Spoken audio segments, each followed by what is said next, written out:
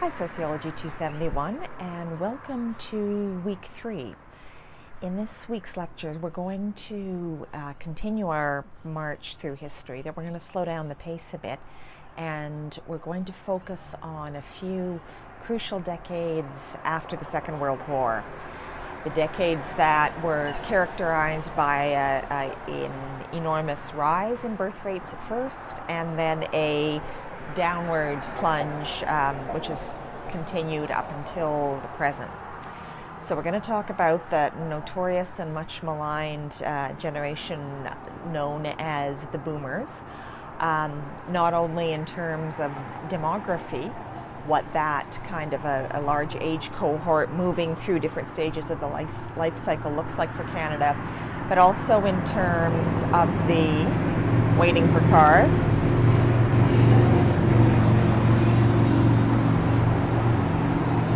Okay, resuming. The social and cultural impact of that baby boom generation, because we're still we live our lives against the backdrop of many of the family practices and ways of being and ways of relating that came into being during what was really a historically unique and unprecedented time in history.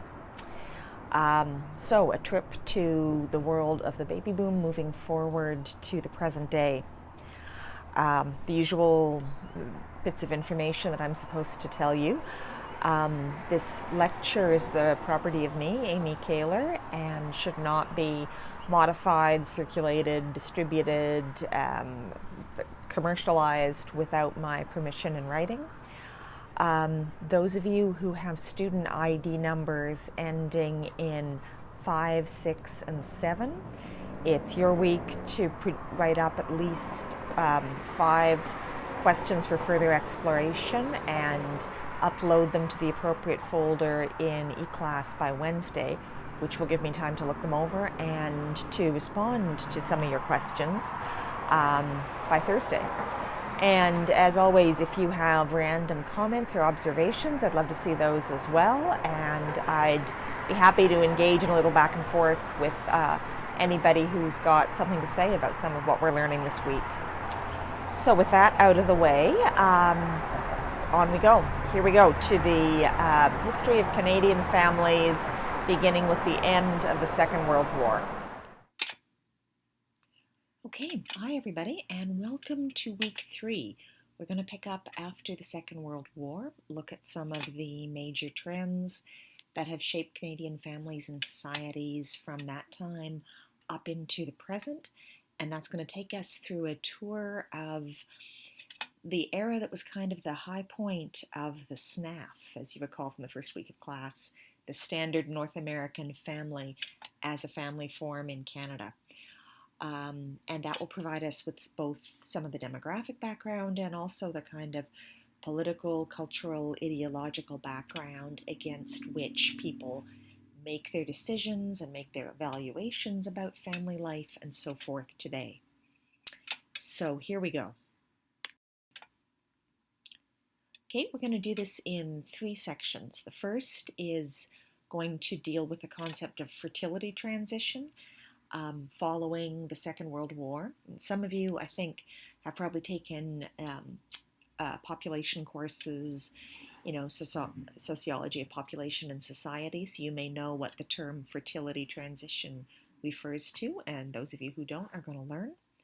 The second section is going to look at patterns of birth, patterns of death, and patterns of aging within Canada, taking a big sort of national level look, because all of those have a lot of implications for the way people live in families today. And then the third section is going to be delving into some of those implications, and I'm going to talk about cultural stuff that's come up. There's going to be music involved, and I hope it will set you up nicely from this week going forward to kind of jump into the contemporary scene with families today. So here we go. First section, the fertility transition and the baby boom.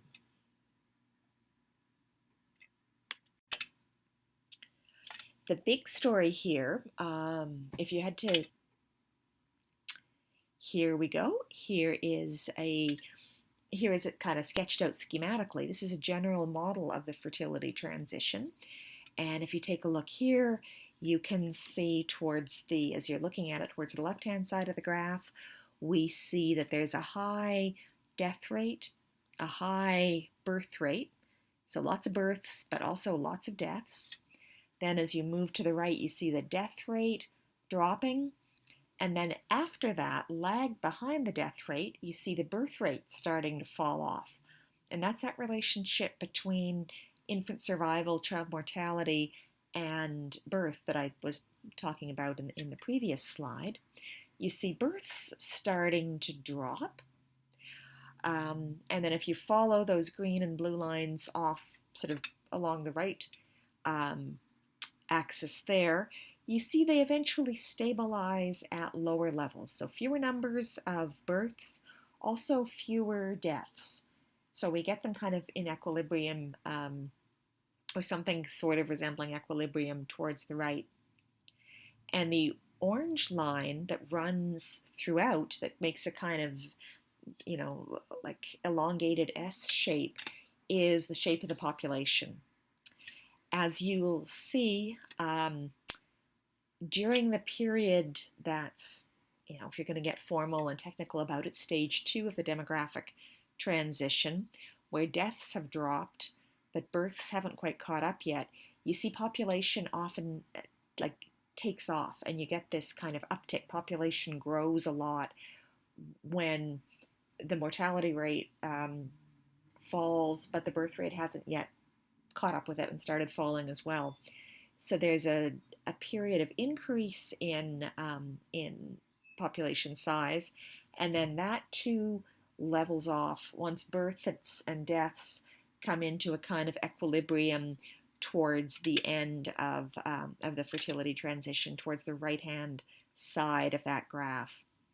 And this is going to look a little bit different for different countries, depending on what your variables you're plugging in and so forth. But this is kind of a general model of what fertility transition looks like. And this is indeed what has happened in Canada since the late 19th century, with one big exception. And here comes that one big exception in Canada. We had, wait for it, we had a baby boom. And the baby boom interrupted temporarily for a short period of time, but a very influential period, that trend towards lower birth rates, lower death rates, and reduced population growth.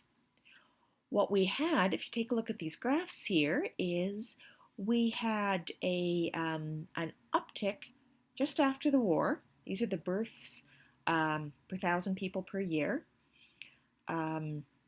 in Canada, that stayed high for a while and then started falling off and falling back down again. If you look at the graph on the right side of the page, this also kind of shows you the same information or similar information, just using a different indicator, which is what percent of the Canadian population was under 4 years old. And if you look way out to the right, which is more or less where we are now, we've got only 5% of our population is under 4 years old, like little tiny preschool toddler kids. But not so long ago, there was a point where over 12% of the Canadian population was little tiny kids, and that is a baby boom phenomenon.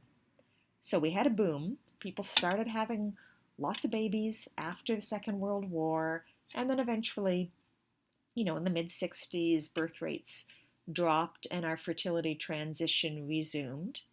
And that's what we're going to look like now. To understand the baby boom, we have to think about what Canada was like in the time immediately following the Second World War. And post-war Canada was a historically unique and interesting place. Watchwords were domesticity, building the home, living at home with your family, and security, safety, well-being, all of that good stuff. At the end of World War II, Europe was pretty devastated, Asia was pretty devastated. North America, Canada, and the United States, by contrast, were comparatively untouched, and so as a result, they surged forward economically. You had lots of production going on, lots of jobs, lots of goods to sell, lots of people coming to Canada and the US because their homes in other parts of the world had been destroyed and the economy was in shambles. So it was a comparatively good time. It was a time of a lot of affluence, a lot of growth in the population, people moving from the farms and countryside and small towns into the cities, driven by those jobs, driven by the gradual takeover by big industrial agriculture of the small farms. And you had a lot of young men coming back from the war who had postponed some of the tasks of adult growing up, getting married, having kids, and were now in their 20s, kind of back, a little bit rootless, sort of drifting around. And the Canadian government stepped in to kind of settle these guys down.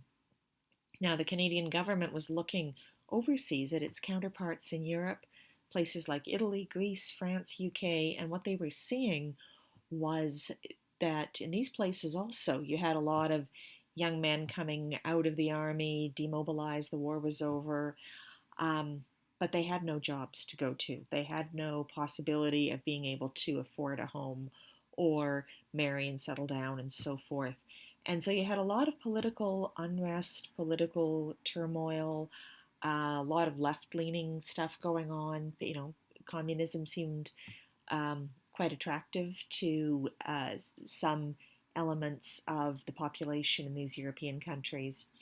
And Canadian leaders looked at that and said, we don't want that happening here. Rootless young men are politically a very volatile group. How are we going to settle them down? And the answer was, we get them to have an investment in the stability of their society. We get them to have an investment in being, stable, solid citizens. And we do that by facilitating early marriage, by facilitating having a family, by facilitating owning a home, and having a stake in being part of a stable and prosperous Canada. So it's in this era that we find the first government programs that provide loans and assistance for mortgages for buying your first home. We find assistance for people to go to university, specifically men. The policies weren't written to say only men, but that was primarily who benefited, so that young men could retrain to enter professions or develop new skills. We also have the beginning of Canadian family allowances, money paid from the government to families with children on a per-child basis every month. These still exist in slightly different form today as the Canada Child Benefit, but it began right after World War II as a way of not entirely overtly, but nonetheless subtly, encouraging people to settle down and have kids. We'll help you with the costs of having those kids. If you click here, it'll take you to an item from the CBC archives from 1945, so immediately after the war ends, and the family allowances are announced. We have money, we will give you money so that you will have that money to spend on your children and to raise your children. These were also known as the baby bonuses. And here's one of the ads advertising that this new federal policy, the kids saying, hey mom, send in your form, get your family allowance, and get money from the government for having children. The outcome of all of this was a short-term increase in marriage rates and a short-term increase in birth rates.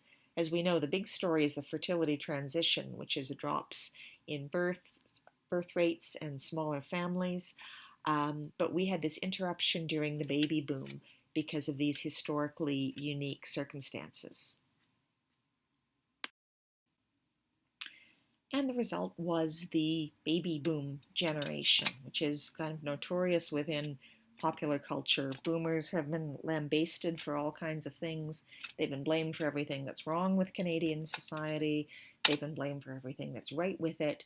They are this age bulge of people that were born between late 1940s and mid 60s, interrupting the broad long-term decline in birth rates and trend towards smaller families. And as we go on through this course, you'll see how the baby boom generation influences the way people live in families in all sorts of different ways. And the baby boom generation, the fact that it came into being, was a result of several historical circumstances. We've talked about the prosperity of the post-war era when Canada was emerging as an affluent, wealthy nation.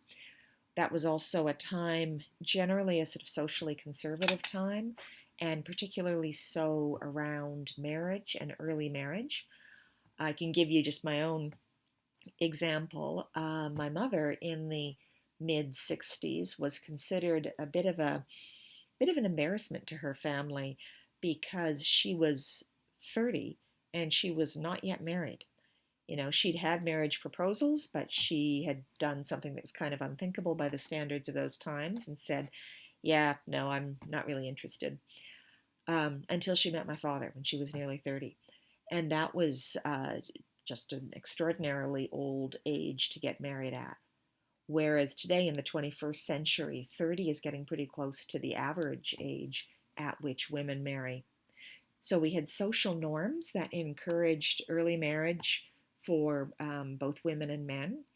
As we've seen, we had legislation, government policies, and programs oriented to promoting household formation, home ownership, having kids, settling down in the suburbs.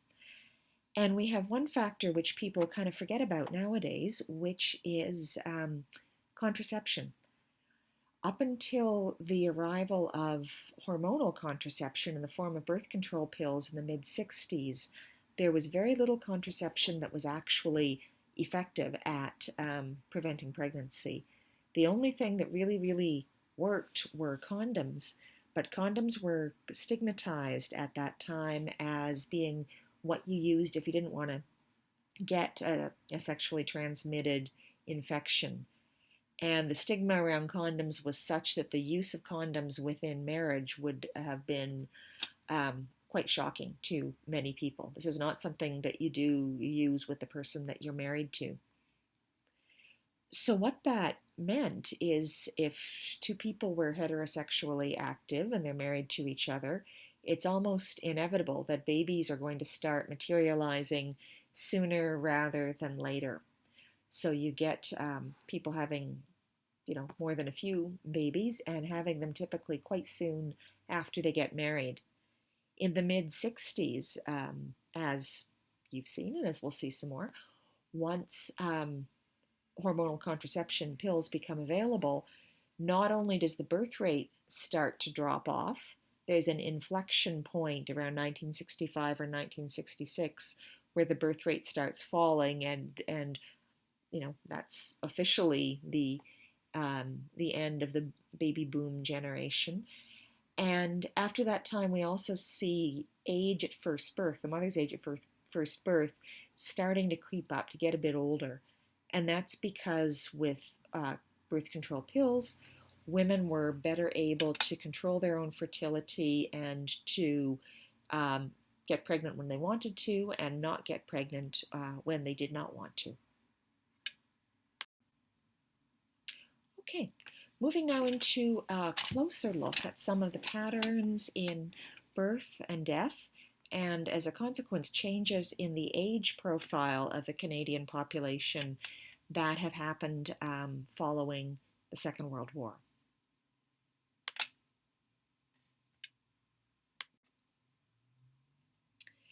So, fertility, births per 1,000 people per year by Statistics Canada. And you'll see there that even going back before, if you look at the left-hand side of the graph, even going back before the Second World War, births were starting to drop down. They decreased a bit at Second World War time because so many men were away overseas fighting and not around to produce those babies. They jumped up after the war, stayed high for a little while. That's our baby boom. And then they fell, and they fell some more, and they fell some more, and they fell some more, and they've now stabilized at a very low level. So they've stabilized at a level that was much lower than births prior to the baby boom.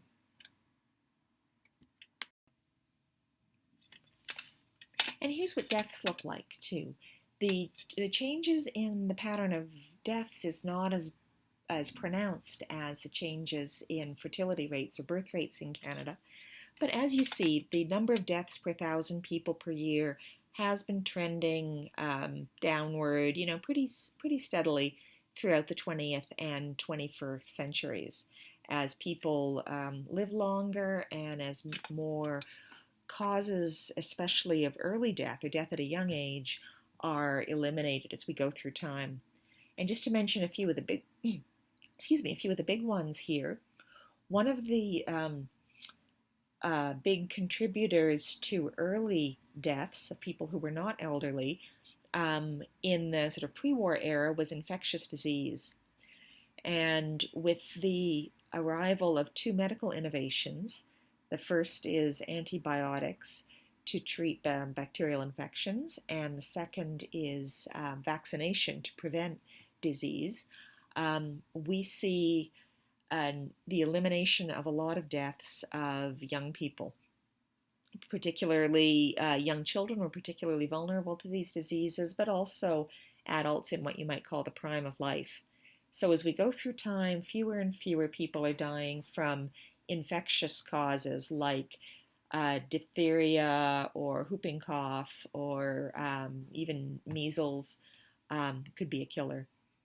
Another big cause of death that disappears over time, and this is specific to women, is death in childbirth. So prior to, really we're looking back 100-ish years, I guess, for your, maybe not your grandparents, but certainly for your great-grandparents or your great-grandmothers, having a baby was a hazardous experience. And deaths during childbirth, while the rate varied a lot from place to place, but it was still not out of the realm of possibility for anyone having a baby, to the point where when I was doing some research for a book on reproduction in Alberta, I learned that especially in many of the smaller, more remote areas where there weren't doctors or hospitals, part of the preparation for childbirth for many women was that each time they write out their will. So if they died in the process of childbirth, their will at least would be up to date. And some of them would even, pick out the clothes they wanted to be buried in if they died during childbirth. With improvements in obstetrics and especially improvements in infection control, that fell away. And so you have fewer deaths of young women or, women of reproductive age. So that's what's going on. Deaths are going down, and the picture overall is like this.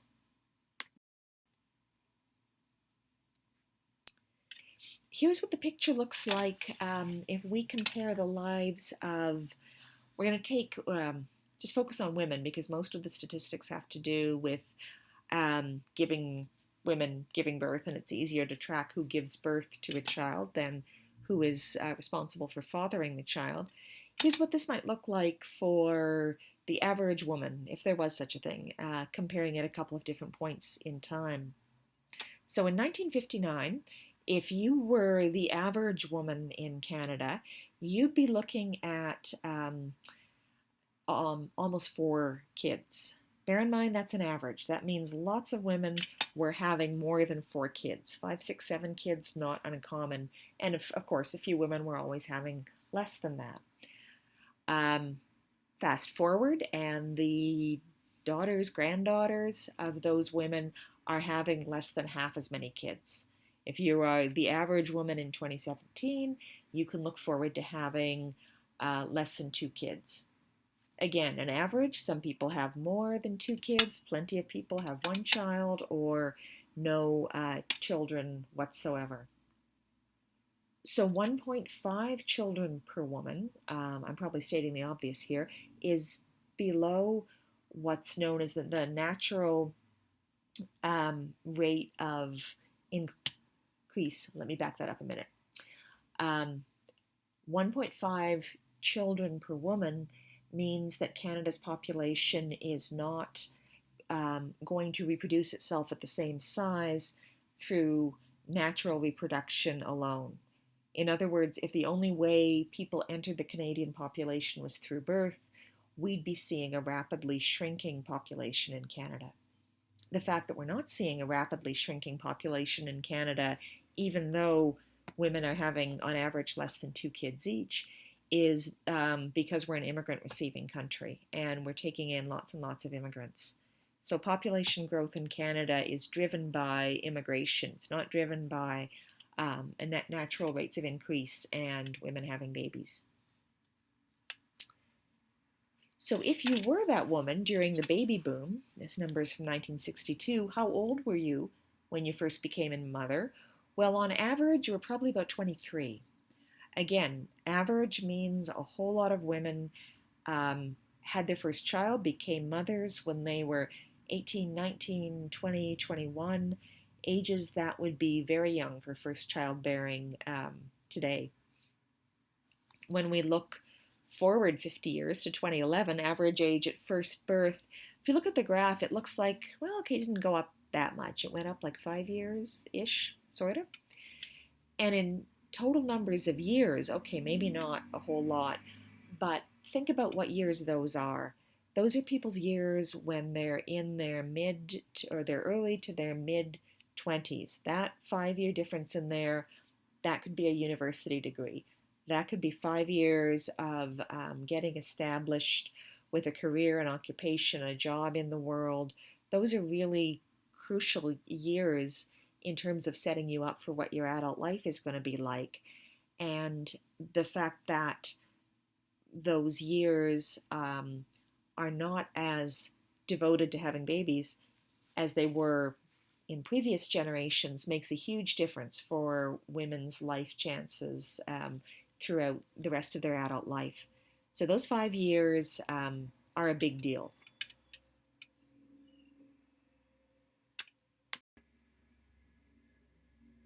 Okay, there's a couple of different ways of looking at an aging population, which is one of the consequences of the baby boom. One way is to look at the median age in the population. And the median age is the age at which half the population is older and half is younger. So if you were around in 1956, the median age of the population was 27. And what that means is that there are as many people, infants, babies, children, youth, teenagers, young adults, below the age of 27 as there are above the age of 27. So everybody in their 30s, 40s, 50s, 60s, 70s, 80s, etc. is balanced by the number of children and very young adults. And that is the reason why if you're driving around Edmonton, you see schools or recreational facilities or other types of facility that are built for children or young people, you see so many of them with dates of that they were constructed in the late 1950s, because that's where that group took up the bulk of the population at that time. And so a lot of resources, a lot of facilities were built to meet the needs of the children and young people at that time when we had a young population. And so we had a huge number of young kids and teenagers. Fast forward a generation or two into the 21st century, and the median age goes up by more than 10 years, which means that we now have that younger half of the population is not just children, teens, adolescents, youth. It also includes people in their 30s and maybe even into their 40s are part of the younger section of the population. And the older section of the population, the older half, um, is made up of people in their 40s, 50s, 60s, 70s, 80s, and onwards. So that's why we see more of a reorientation or a pivot towards older people, because that's the section of the population that is kind of the heaviest or the densest in terms of the influence that they exert on public resources today. Another reason, or rather another way of looking at aging population is to think about what the average life expectancy was like for men and women. I've separated it out because life expectancy for men and women is different. Women tend to live a bit longer for a variety of reasons, some of which may be physiological, some of which may be social or cultural, like less use of alcohol or tobacco, for instance, among women. But whether you're, no matter what your sex or gender may be, you will live a lot longer. You are likely to live a lot longer, I should say, than your parents or your grandparents. So a baby born in 2019, let's say a baby girl, can look forward to a life expectancy of about 84 years. Some will not make it to 84 years, many will make it beyond 84 years. And a boy born at in the same time period will also have a long life expectancy, though probably not as long. So what this means is that people in their mid to late 80s, even into their 90s, who would have been considered the oldest of the old a generation ago or two generations ago, now that's just kind of, normally old, an average old. So our understandings of what constitutes a remarkably or unusually old person have to change, because mid 80s is no longer really old. And that's a very different notion of old age than, for example, what I remember as a kid growing up, where if somebody was 85, it was like, wow, they've been around. That's impressive. They've been around for a while. So what this produces is a sandwich generation, which is a term you probably heard before. And a sandwich generation refers to a demographic pattern whereby the people in the kind of middle years of adulthood, the teens, 20s, 30s, 40s, 50s, up to whatever the usual retirement age is, become a smaller and smaller group relative to those who are older than them, post-retirement, 60s, 70s, 80s, etc., or younger than them, babies, children, teenagers, and so forth. What you see here on your screen is a projection of what the sandwich generation is going to look like in Canada if we move forward through to 2050 with everybody getting older, as people do, year by year, as the baby boom bulge kind of moves upwards in age as the years go by. So what you'll see is that light gray group in the middle, which is adults of working age, as a share of the population gets smaller and smaller as time goes by. And people who are above that age or who are below that age, put them both together as a share of the population, they correspondingly become a larger group. And why this becomes an issue is because it's the older and the younger parts of the population where you find individuals who are most in need of care. Young children, the elderly, these are people who often need to be cared for. And the group that's in the middle, the working age population, are the people on whose shoulders fall the responsibilities of carrying out that care work, both in terms of providing time, providing services, providing money to those who are older and younger. You've got on your slide a link that will take you to quite a cool sort of interactive widget that allows you to see what the age composition of Canada looks like as you move through history from 1945, and you can move it all the way up to the present day.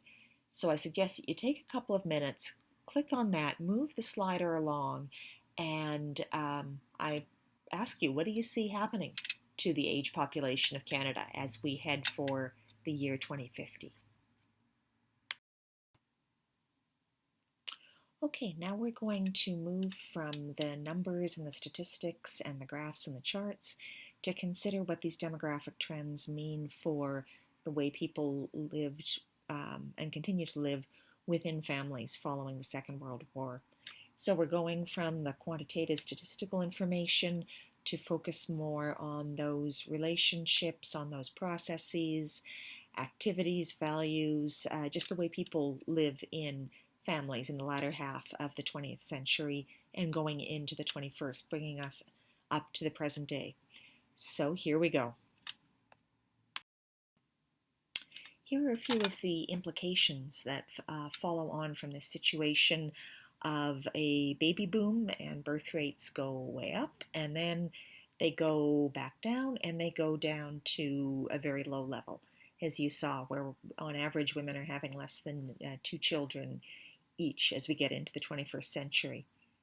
One of the implications of these demographic changes has to do with the size of sibling cohorts within families. Compared to a generation or two ago, children, young people today are much more likely to be an only child or to have only one sibling as opposed to 4, 5, or 6, which means that there are fewer intra-family relationships that need to be maintained, juggled, balanced. For good or for bad, we have people growing up within smaller sibling groups than would have been the case previously. One place where these implications come out has to do with the aging population. When parents get older and older and older, if there are 4 or 5 kids who can take on some of the emotional and practical and financial work in supporting older parents, it's a very difficult still to do, but it's also very different from the situation where you have one child or maybe 2 kids who are shouldering a lot of the responsibility of providing care for the elderly. So that's one thing.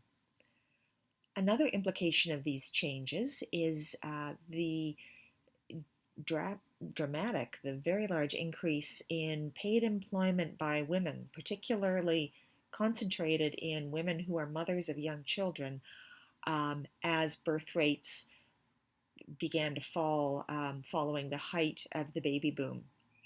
So as the number of children per woman started dropping off, and as women started having their kids later and later in life, we find young women, women in that sort of 20s, early 30s era, much more available to move into the paid workforce. And this is a change that was taken up not only by young women who didn't have young kids, but also by young women who did have young kids.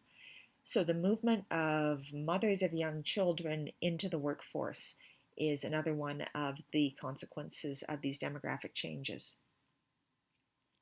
Also on the line of parent-child relationships, we have the rise of ideologies of parenting, philosophies of parenting, which stress a very intense focus on that individual child. Whereas I said a few slides ago, if you have 7 or 8 kids, it's likely that you're not going to be able to be deeply, constantly invested in and involved with each and every one of those children. They're going to be a lot of the time doing stuff on their own, and you as the parent will probably have your hands full just making sure they all have something to eat and they all go to bed at some point and they're not getting sick. But when we only have 1, maybe 2 children per family, you have the rise of the expectation that parents will intensify their parenting. And there's been a lot of sociological stuff written about the culture of intensive parenting.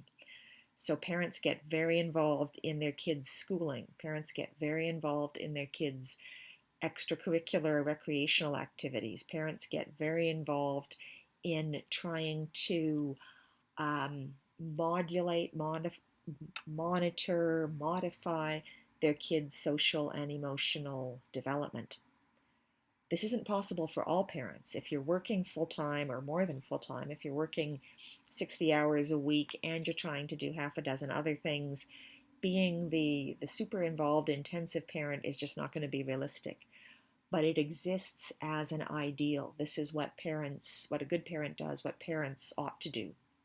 And we can really see in terms of the advice that's given to parents, how to parent well. After the Second World War, we see the rise of the expectation that parents will be very engaged and very involved in their child's development towards adulthood. And finally, these demographic changes mean changes in the way people live their lives as adults. If you're having a lot of kids and you're having those kids starting at a very young age and maybe stopping at sort of the biological maximum for giving birth, they'll, in your life as an adult, there'll be comparatively few years when you're not raising children, when you're not engaged in parenting, and you're doing something else instead. Whereas as we see lower birth rates, as we see births occurring later in people's adult lives, we see an increase in the amount of time people spend in their lives not engaged in active parenting. There's more years before the babies show up. The babies may not show up at all, and so your entire adult life may be engaged in things other than parenting. And with one or two kids, when they grow and mature and take on their own adult life, whatever that looks like, as life expectancy extends and gets older and older, there's more time in later adulthood where people are not involved actively in parenting. So the portion of people's adult lives that are taken up by being a mother, being a father, being a parent is smaller now than it was 50 years ago, 100 years ago. And that's a big change in what adulthood is like. The fertility transition, with its emphasis on smaller families, lower birth rates, older age, and marriage, also had profound implications for the relations between married couples, particularly as couples tended to, once the blip of the baby boom was over, people started getting married a little later in life. They waited longer to have children. They had fewer children.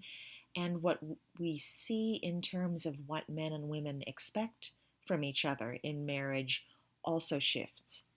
And what I've got here are some excerpts from a long-running study by a Canadian sociologist called Meg Luxton, who interviewed 3 generations of men and women in families in Flin Flon, Manitoba. And she was really interested in what people expect from their marriages and from their family life and the extent to which their expectations actually were met. To make a very long story short, Luxton found that the oldest age cohort of women in her study, those who had been married before the fertility transition really kicked in, found their idea of marriage was as a sort of cooperative enterprise. So the point of marriage was to make a family, was to have kids. And for them, a good marriage is one where there was a clear division of labor by gender. So the best thing you could say about your husband was that he's a good provider and that he doesn't beat me, doesn't beat the kids, he doesn't drink too much. So he does his part, he provides for the family. The best thing a husband could say about his wife is that she's a good homemaker, she's a good cook, and she always makes sure the kids are well dressed and well behaved. So it was kind of like a cooperative venture in business where each person has their sphere and they remain within their sphere. Their social relations of friendship or shared interest or camaraderie were mainly with people of the same gender. So the boys would be out, doing their thing with the other men, and the women would be off doing their thing with the other women. And that was just the way it was. There's no expectation that husband and wife would be each other's best friends or confidants, as long as they both fulfilled their functions and played their role in making the family a success. But then when Luxton went and interviewed her youngest generational cohort of women, she found something very different. She found an orientation towards what are known as companionate marriages. And what she found there is that even when a lot of the labor was still pretty gender divided, women mainly responsible for inside the home, men mainly responsible for outside. She found that wives' expectations of husbands were that the husbands would be sensitive to their feelings and their views, would listen to them, would want to spend time with them. Ideal recreational time was spent with the husband and wife together, not with everybody kind of separated off into their um, different gendered groups. Oh, here comes my cat. We're going to hear from her. And both husbands and wives expected indications of intimacy, affection, friendship, support from each other. So it wasn't a matter of just getting the food on the table and getting paid and getting the money in the bank. This companionate marriage, which wasn't as focused at, on the idea of a family as a sort of business venture as the older marriage style, led to couples having, husbands and wives having very different expectations of each other. This here is a cultural relic of that earlier era, that era of marriage as a partnership but not an intimate friendship or a psychologically and emotionally close relationship. And this is a song called Sudbury's Saturday Night, performed by Stompin' Tom Connors, who was kind of a Canadian icon. He passed away not that many years ago, who wrote a lot of songs about blue collar, working class, family life in small Canadian towns and cities. So here he is performing in 1971, after the country was kind of making the turn into the post-baby boom era of low fertility and smaller families. But when those ideals of that earlier age, the age that Luxton was talking about when she interviewed her oldest cohort of women, those ideals were still sort of recognizable and very much alive. So he's singing about what happens in Saturday night with the husbands and the wives when they're both done their separate work shifts for the week. The men are all out, they're drinking, they're hanging out together, they're in the tavern together, and the wives are all out at the church bingo. And maybe later in the evening, they'll come over to the tavern and find their husbands there drinking, and they'll be together at that point on a Sudbury Saturday night. But most of their recreational time is spent separately. The men are out here, the women are out there, and that's just the way it is in Sudbury. So I hope you enjoy this little musical break from the lecture.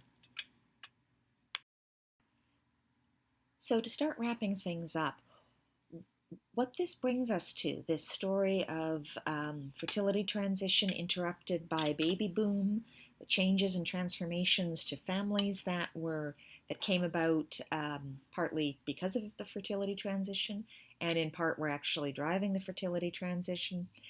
What it brings us to is a significant historical change in people's life paths within Canada. And at the risk of overgeneralizing ridiculously, we can think of it this way. Pre-baby boom and then fertility falling off to low levels, fertility transition, normative adult life paths were pretty straightforward. One thing leads to another. I've got a little rough diagram here. You're single, you get married, either your spouse dies or you die. If your spouse dies, you either remarry or you remain a widow or a widower, and then eventually you yourself die. If you're single, and it's important to remember that a good chunk of the population always remained single in Canada, even at the height of the baby boom when people were getting married and having kids like crazy. There were always significant numbers of adults who didn't marry. If you were single, you remained single, and then eventually you died too. So life paths were pretty clear, at least in their sort of ideal normative form, and they were pretty linear. One thing leads to the next thing, which leads to the next thing, which leads to the next thing, and before you know it, you've lived your life. And then by contrast, here's a kind of rough attempt at what life paths were looking like post baby boom, when we're well into the fertility transition and birth rates dropping off precipitously. As you can see, this looks a little bit like a plate of spaghetti that I've got going here, with no one clear linear through line all the way through, and a vast array of options and alternatives and doubling backs and orders in which people did things or accomplished things in their adult lives. So everybody starts single. Some people marry, some people cohabit, some people remain single, some people end their cohabitation, some people formalize it with marriage. Married people may divorce, they may remarry, or they may not. Marriages may break up, and the parties involved may marry one another again. Divorce may lead not to another marriage, but to a period of cohabitation, or it may lead to a life being single. And I didn't even try to add in here the various points at which children and parenthood can enter the picture. So we're moving from an era where life paths were fairly linear and fairly straightforward to an era rather, where there is no one dominant life path. This is how you get through your adulthood. You do these things in these ways. We're in a period of plurality, of multiplicity, multiple choices and ways that things can go.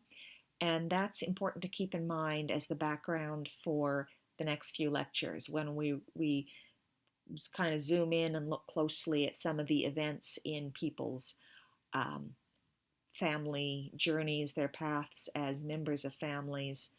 We're going to start with finding partners and move on to marriage, and then we're going to continue from there.